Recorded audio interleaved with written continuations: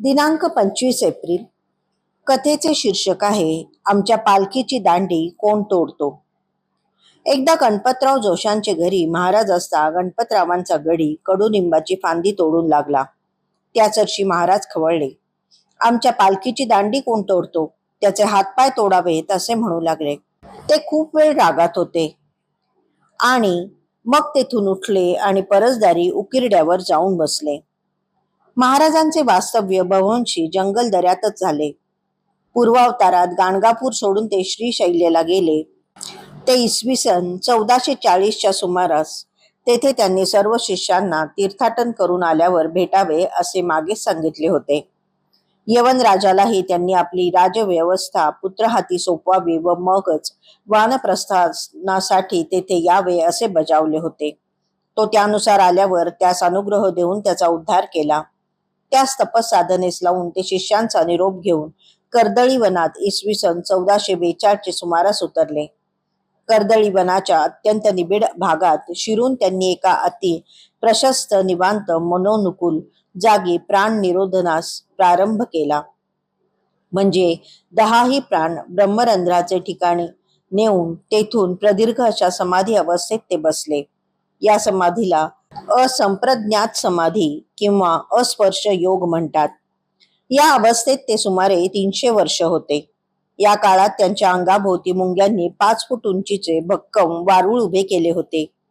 त्या वारुळात निर्वेदपणे ते ब्रह्मलीन होऊन बसले असता त्यांचा संपूर्ण कायापालट झाला.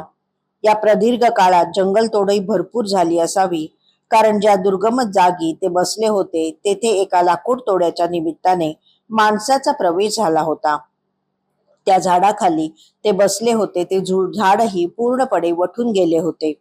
या कारणाने तेच झाड तोडण्यासाठी लाकूड तोड्याने निवडले.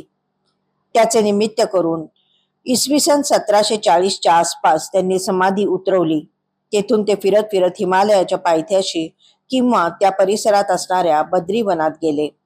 तेथे ते सुमारे 10 ते 12 वर्ष राहिले. मग तीही समाधी उतरवून त्यांनी देशाटनास सुरुवात केली. देवस्थाने, तीर्थस्थाने, डोंगर, पर्वतावरील बरीच मंदिरे अनास्थेमुळे दुर्लक्षित झाली होती, ती त्यांनी पुनर्जीवित करून तेथे लोकांची वर्दळ सुरू केली. देशाच्या उभ्या आडव्या ताण्या बाण्यात फिरून धर्माची, उपासना, भक्तीची, परस्पर सामंजस्याची जाणीव व गोडी जनमानसात वाढवीत सुमारे 100 वर्षे ते भ्रमण करीत होते. यातील बहुतांश वास्तव्य जंगल दऱ्याखोऱ्यातून होत होते. गावात वस्तीत ते कारणे परत्वेच येत.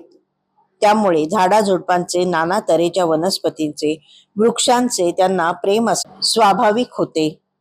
त्यातल्या त्यात त्यांना वड, पिंपळ, आंबा, कडुलिंब आणि औदुंबर या वृक्षांचे भारी प्रेम होते. झाडे झुडपे, वनस्पती हे ईश्वराचे वैभव आहे. पालखी हे त्या वैभवाचे प्रतीक आहे. म्हणून कडुलिंबाची फांदी तोडली जाऊ लागताच ते आमच्या पालखीची दांडी कोण तोडतो असे म्हणून रागावले. अकारण वृक्षतोड त्यांना मान्य नसे, हाच या लीलेचा संकेत आहे. धन्यवाद.